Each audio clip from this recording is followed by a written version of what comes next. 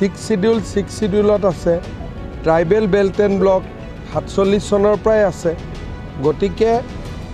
মই ভাবোঁ যে ইয়াত কোনো বিতৰ্কৰ কোনো স্কোপ নাই কিন্তু যেনেকুৱা তিৰাপত ট্ৰাইবেল বেল্ট এণ্ড ব্লক আছে ট্ৰাইবেল সংঘৰ লগত কথা পাতি আমি মৰাণ মটক আহোম তেওঁলোকে যাতে পট্টা পায় আমি তাৰ ব্যৱস্থা কৰি দিছোঁ তেনেকৈ বালিপাৰা ধেমাজি বহুত কেইটা ট্ৰাইবেল বেল্ট এণ্ড ব্লকত বাকী খিলঞ্জীয়া জনগোষ্ঠীসমূহে যাতে মাটিৰ পট্টা পায় আমি তাৰ ব্যৱস্থা কৰি দিছোঁ আৰু ট্ৰাইবেল সংঘয়ো তাত আমাক বিৰোধিতা কৰা নাই গতিকে অসমত যি হ'ব আলাপ আলোচনা কথা বতৰা আৰু সংবাদৰ মাজেৰে হ'ব টিভিত বা মিডিয়াৰ আগত বাইট দি পেলাইতো কোনো সমস্যাৰ সমাধান নহয় আলাপ আলোচনা কৰি হ'ব এতিয়া মই আপোনালোকক এইটোকে ক'ম যে 20 আগষ্টলৈকে আপোনালোক ৰখক আমাৰ কেণ্ডিডেটটো 20 তাৰিখৰ পিছতে হ'ব ইউজুৱেলি আমি যোৱাবাৰো প্ৰমোদ বড়ো আৰু হাগ্ৰামা মহিলাৰীৰ বিপক্ষে আমি প্ৰাৰ্থী দিয়া নাছিলোঁ এতিয়াও সেই দুটা গৈবাৰী আৰু দেৱৰগাঁৱত আমি মিটিঙো ৰখা নাই গতিকে বাকী 20 তাৰিখ হ'ব দিয়ক গোটেইখিনি সিদ্ধান্ত গম পাম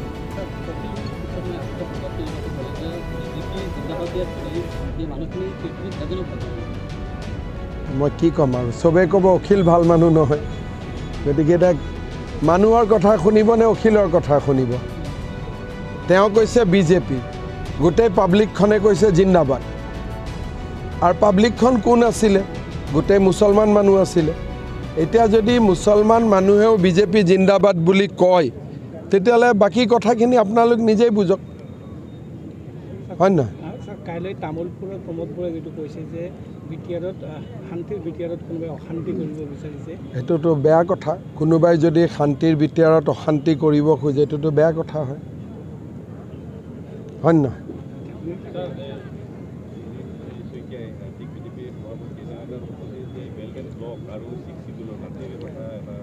চক 6 শিডিউলত আছে ট্ৰাইবেল বেল্ট এণ্ড ব্লক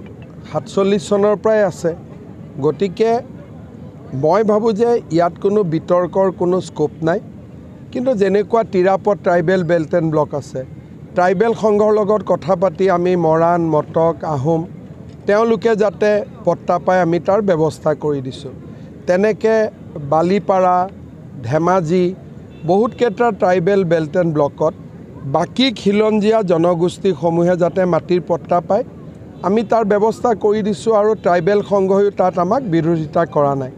গতিকে অসমত যি হ'ব আলাপ আলোচনা কথা বতৰা আৰু সংবাদৰ মাজেৰে হ'ব টিভিত বা মিডিয়াৰ আগত বাইট দি পেলাইতো কোনো সমস্যাৰ সমাধান নহয় আলাপ আলোচনা কৰি হ'ব সেইকাৰণে মই ভাবোঁ যে ইয়াতে বৰ্তমান ইলেকশ্যনৰ আলোচনা হৈছে আলোচনাটো আমি ডাইভাৰ্ট কৰি বেলেগ ফালে লৈ যাব নালাগে স্যাৰ ওদালগুৰি বাক্সা তামোলপুৰ আৰু চিৰাং আপুনি চাৰিদিন মিটিং কৰাৰ পিছত আপুনি কি ধৰণৰ বুজি পায় যিকেইটা চিটত মই মিটিং কৰিছোঁ ওদালগুৰিত 3টা তামোলপুৰত 3টা 6টা আজি চিৰাঙত 3টা 9টা যোৱাকালি বাক্সাত 2টা 11টা এই 11টাটো ঠিকে আছে কিন্তু মই মিটিং কৰিম গোটেই 40টাতে আৰু মিটিং শেষ হ'ব 20 তাৰিখে তেতিয়া আমি গম পাম যে ক'ত আমি জিকিব লাগে ক'ত আমি উঠিব লাগে আৰু ক'ত উঠিলেও নিজিকো বা উঠিলে জিকিম